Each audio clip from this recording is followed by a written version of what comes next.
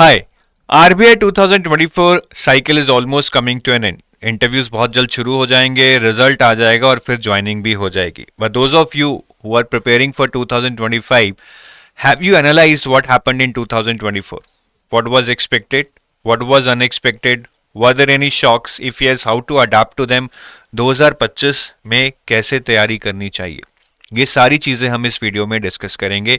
मैं बिल्कुल phase 1 phase 2 subject wise आपको डिटेल में बताऊंगा। एक चीज जो आपको याद रखनी है, देखिए अभी जो मैं देख रहा हूं काफी सालों से, there is nothing called totally predictable in exams like RBI grade B. They are becoming more and more tougher to predict, but I think that is a healthy sign because only deserving will get into these exams. अगर आप बहुत ही selected सब पढ़ के जाएं और paper उसमें से आ जाए, I think merit will not be respected. तो जो मेहनत करेगा वो सेलेक्ट होगा, तो इसमें डरने की बात नहीं है। कुछ अनएक्सपेक्टेड चीजें हुई हैं, we will discuss that. But अब कुछ अनएक्सपेक्टेड चीजें मैं बोलूंगा are simple changes. Changes in the sense के पिछले साल ऐसा आया था, इस साल ऐसा आ गया, but this is a one time change. Next year ये होगा या नहीं होगा किसी को नहीं पता है। But some things are trends which are emerging over the years, कि पहले इतना आया था, अब इतना आया है, अब इतना आ सकता है। This is the trend. तो मैं आपको बताऊंगा कि जो चेंजेस हुए हैं, जो अनएक्सपेक्टेड चीजें हुई हैं, whether that is just a one time thing and can be reverse next year, और it is a permanent trend that has emerged over the last 3 to 4 years। और हमें ट्रेंड पे ज्यादा फोकस करना है। जो लोग सिर्फ चेंज पे फोकस करके अपनी पूरी स्ट्रैटेजी चेंज कर लेते हैं, दे हैव टू पे द प्राइस जब पेपर में अगले साल फिर चेंजेस हो जाएंगे। तो ये चीज को बहुत ध्यान से रखना। मैं आपको हर चीज में बताऊंगा whether we think it's a change और a trend, so that you can adapt to that. Trend को बहुत अच्छे से पकड़ना है, चेंज में थोड़ा सा दिमाग लगाना है, बट ये एज्यूम करना है कि ये चेंज बिल्कुल उल्टा भी पड़ सकता है। तो पहले हम फेज 1 का डिस्कस करेंगे, फिर फेज 2 का। अगर मैं फेज 1 की बात करूं तो क्वांट रीजनिंग इंग्लिश में there were not any major changes as such. We always expected कि क्वांट टफ आएगा, टफ आया। रीजनिंग जैसी आती है उससे शायद एक शिफ्ट में थोड़ी आसान आ गई थी। इंग्लिश भी एक्सपेक्टेड थी। So there were not any major changes I would say. Phase 2 में काफी मेजर चेंजेस देखने को मिले हैं, बट फेज 1 में मैं नहीं बोलूंगा। हाँ, कुछ चेंजेस हैं, जैसे कि रीजनिंग में कुछ नए टाइप के पजल्स आए जिसमें कि नंबर ऑफ पर्संस ही नहीं पता थे। Normally in a puzzle the puzzle starts with that there are n number of people, ठीक है, 10 थे, 12 थे। यहां पे पजल स्टार्ट ही ऐसे हो रहा था, certain number of persons are sitting in a row, certain number, the number was not known. तो ये एक बहुत ही बड़ा चेंज है, मैं बोलूंगा। ऐसे क्वेश्चंस अगर आपने नहीं किए हैं प्रैक्टिस, तो करने मुश्किल हो सकते हैं। और मुझे लग रहा है कि ये एक ट्रेंड ही है, मतलब हर साल नए टाइप के क्वेश्चंस आते हैं। These type of puzzles will now rule at least for next 1 to 2 years where the number of persons might not be known. तो ऐसे आपको प्रैक्टिस करने चाहिए। क्वांट में भी कॉन्सेप्ट वही है, but there are lot of questions which are based on fillers like this. Again we are not use to them, though the concept is same. और ये भी ट्रेंड है, मैं पिछले 1-2 साल से देख रहा हूं, it is increasing over the year. So please practice questions that are of exam level, exam type, exactly जो आपको एग्जाम का एक्सपीरियंस दें। जो क्वेश्चंस हम बुक्स में से करते हैं, they are more on the on the mainly from the objective of increasing your conceptual knowledge, but they might not help you to have exactly exam like questions. तो ऐसे exam like questions के लिए आप कोई test series जरूर join कीजिएगा, ठीक है। और मेजर चेंज जो मैं बोलूंगा क्वांट रीजनिंग इंग्लिश में was not on the type of questions in the paper or the level of questions in the paper, rather it was the normalization this year, जिसने काफी लोगों का नुकसान किया है, शायद फायदा भी किया हो। Normalisation was to that extend कि लोगों के क्वांट में नंबर ऑलमोस्ट, मैं बोलूंगा डबल हो गए, ये डबल से भी ज्यादा। जीए में नंबर ऑलमोस्ट हाफ हो गए, and this is not true normalisation. Normalisation is कि जब पेपर्स में स्लाइट डिफरेंस हो, जिसके 8 हैं शायद उसके 9 हो जाएं, बट अगर आप 8 वाले के 16 नंबर कर रहे हैं, this is not normalisation. So that was a blunder on the side of IBPS while they were setting the papers of the different shifts. I don't know what happened, but this is not acceptable. I think they must do this correct next time. Otherwise, I don't know, there might be more problem for them because more students will protest against them. इस साल नहीं हुआ है, but आपको अपनी आवाज उठानी पड़ेगी। और ये मुझे लगता है जो ये डिफरेंट शिफ्ट्स में डिफरेंट लेवल आए थे, this is just a change, one time change. I don't see this as a trend कि नेक्स्ट ईयर भी दोनों शिफ्ट्स में अलग अलग लेवल आएंगे। तो प्लीज आप इसको लेके चलिएगा। ऐसा नहीं है कि अगले साल अगर आपको अपना पेपर मुश्किल लग रहा है तो आप सोचेंगे 3 क्वेश्चन कर देता हूं, क्वांट में मेरे 6 नंबर बन जाएंगे। ये ऑब्जेक्टिव लेकर पेपर में मत जाइएगा। Now coming on to the general awareness of phase 1, तो यहां पे if I tell you area wise there are some major shifts. Area wise weightage, RBI notifications में बहुत इंक्रीज हुआ है। Earlier they used to be 10 to 12 numbers and now it is 19 to 20 numbers this year, and this is again something which is emerging as a trend. ठीक है, पहले शायद 5-6 आते थे, फिर 8-10 किए, 10-12 किए, और अब ये डायरेक्टली 20 नंबर पे पहुंच गए हैं। And overall if you see the weightage of finance current affairs, if I include RBI notifications in that, is around 20 + 10 30, which is like 40% of 80 marks. आपका 80 मार्क्स का पेपर है, उसका 40% वेटेज आपको आरबीआई नोटिफिकेशंस और फाइनेंस करंट अफेयर्स में से आ रहा है, which is huge. But this is surely a trend. और जो आपकी नॉर्मल जीए है, जैसे कि sports awards, obituaries, science and tech, summits, conferences, उसका weightage is consistently decreasing. I remember at one time it used to be 50, फिर 35 हुआ, 30 हुआ, 25 हुआ last year, and now it has come to 15 और 18. So this is a trend. I don't see any reversal in that. So please don't base your preparation only on GA, and just banking GA is not going to help now. ठीक है, ESI current affairs ठीक है, इसमें कुछ major shift नहीं है, 1-2 number के ज्यादा आ सकते हैं। स्कीम्स एंड रिपोर्ट्स में भी मैं ये बोलूंगा, schemes are on the declining trend now. पिछले 2 साल से मैं देख रहा हूं this trend is emerging, schemes का वेटेज कम हो रहा है। बट ठीक है, इतना भी कम नहीं हुआ, मैं बोलूं कि 25 से 10 मार्क आ गया। शायद पहले 15 का आता था, अब 10 का हो गया है। ठीक है, इस बार थोड़ा रिपोर्ट्स में इंक्रीज हुआ है, but this can be adjusted next year. Next year शायद स्कीम्स ज्यादा आ जाएं, रिपोर्ट्स कम आ जाएं, but the major shift that is happening is GA कम हो रहा है, RBI notification and finance current affairs are increasing, so there is a tilt towards the current affairs related to the banking and the finance world. This is a trend that you must respect. बाकी general awareness में अगर sources की बात करूं तो PIB has always been their favourite, तो ये एक ट्रेंड है। हर साल पीआईबी से नंबर ऑफ क्वेश्चंस अच्छे खासे आ रहे हैं, इस साल 21 क्वेश्चन हैं। आरबीआई वेबसाइट से भी क्वेश्चन अब अच्छे आ रहे हैं, it is increasing because RBI notifications का वेटेज इंक्रीज हो रहा है, तो आरबीआई वेबसाइट से क्वेश्चन बढ़ रहे हैं because RBI website is the one from where we are sourcing the RBI notifications, right. तो ये पीआईबी आरबीआई वेबसाइट बहुत अच्छे से करना है। साथ में you can start reading 2-3 newspapers. I will suggest live minute, Hindu, business standard. बाकी सारे न्यूज़पेपर्स करने इम्पॉसिबल हैं, so you can not target कि आप भैया 80 में से 80 क्वेश्चन कराओगे, ये तो भूल ही जाओ, ये पॉसिबल ही नहीं है। बाकी इनडायरेक्ट क्वेश्चंस आ रहे हैं and they are increasing every year. I'll just give an example. What do I mean by indirect questions? Now, this was a question in your GA section that recently Indian shooting icon Abhinav Bindra has been awarded prestigious Olympic order in recognition of his distinguished contribution to the Olympic movement. तो इनको ये award मिला था। Question था that Bindra, who became India's first ever Olympic gold medalist in the year, ठीक है, ये year पूछ लिया। न्यूज क्या थी that Abhinav Bindra has been awarded Olympic order. Question इस पे नहीं था कि ओलंपिक ऑर्डर किसको मिला है या अभिनव बिंद्रा को क्या मिला है, क्वेश्चन इस पे नहीं था। Other question was on that when did he one his first medal, first gold medal in Olympics, and the year was 2008 Beijing Olympics.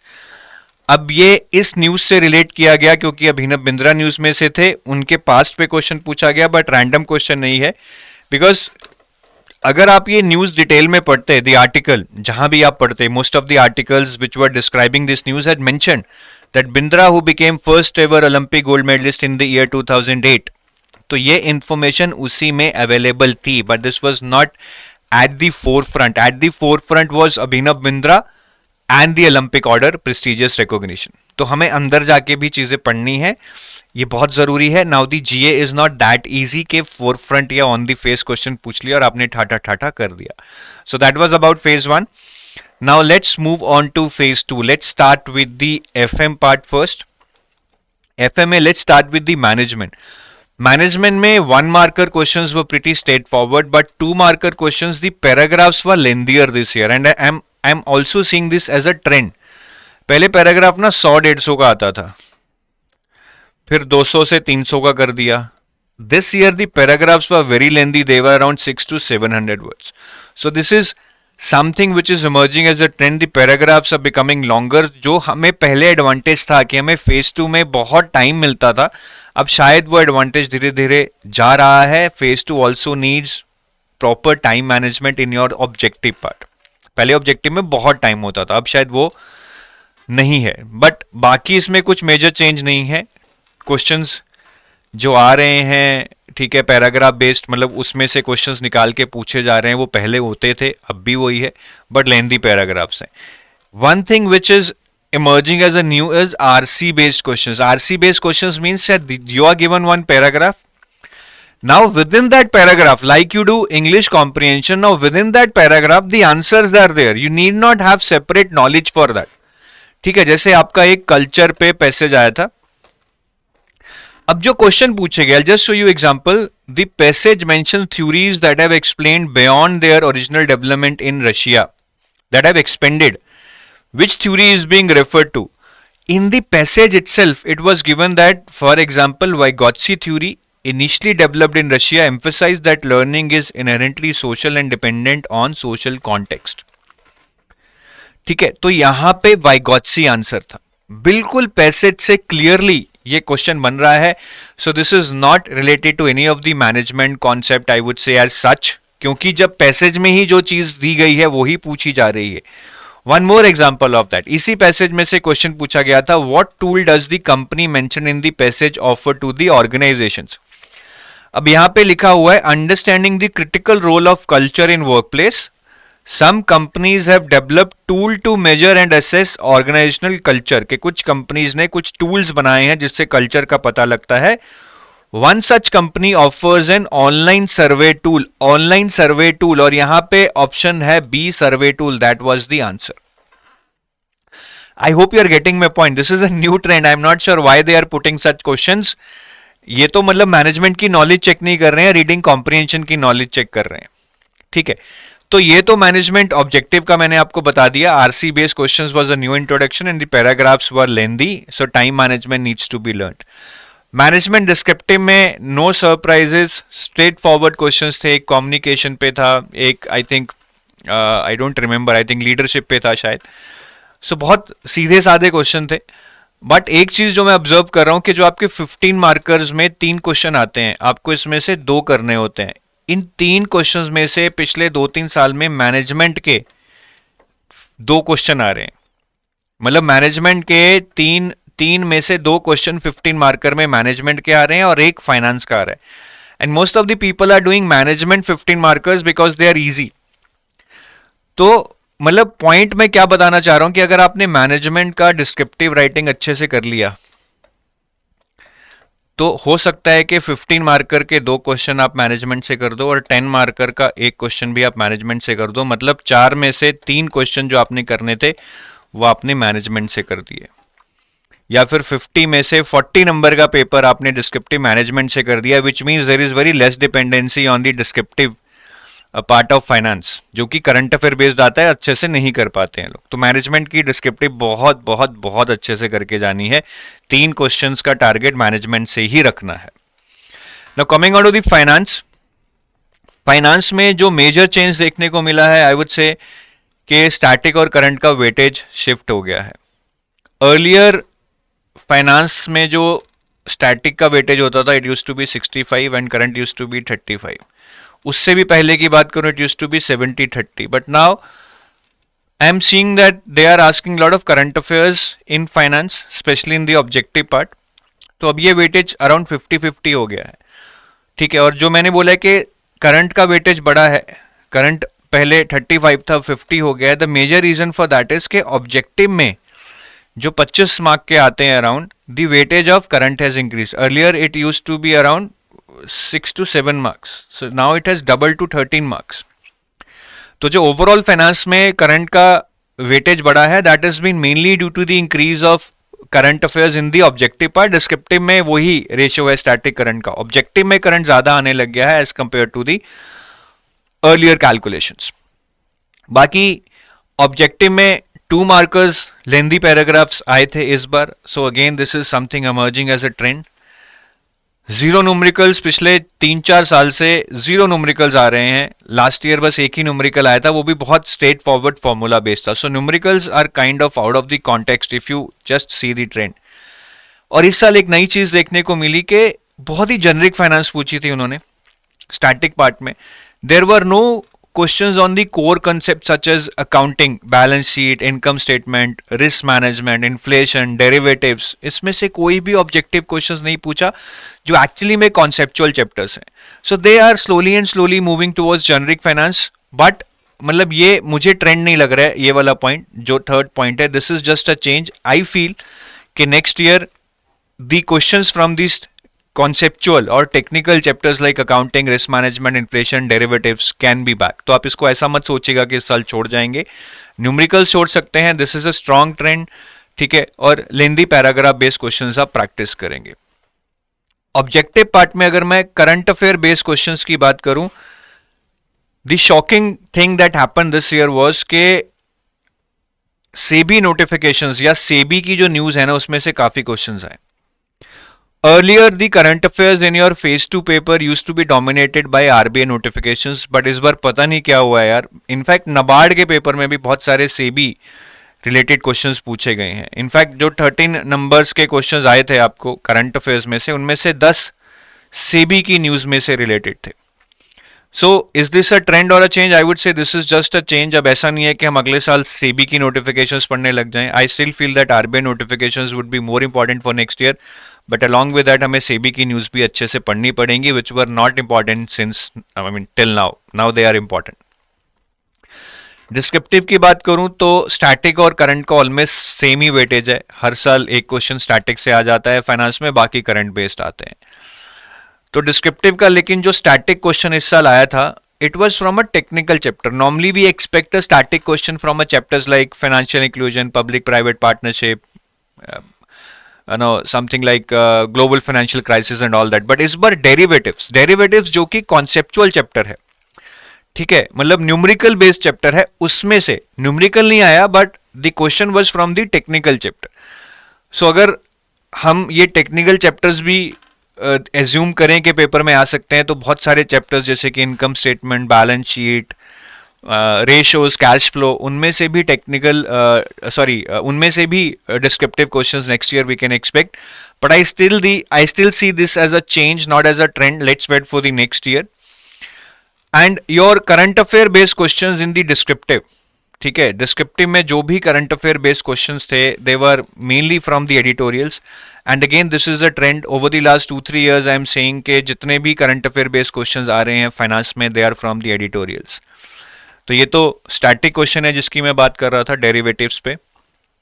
But ये वाला क्वेश्चन देखिए, ये फाइनेंस के करंट अफेयर से रिलेटेड एक तरह से. आप थ्योरी भी बोल सकते हैं. मैं करंट अफेयर से इसलिए रिलेट कर रहा हूं बिकॉज इस पे एडिटोरियल्स चल रहे थे. What is the difference between value investing and growth investing. ये इकोनॉमिक टाइम्स में एडिटोरियल आपका आ रखा है. ठीक है.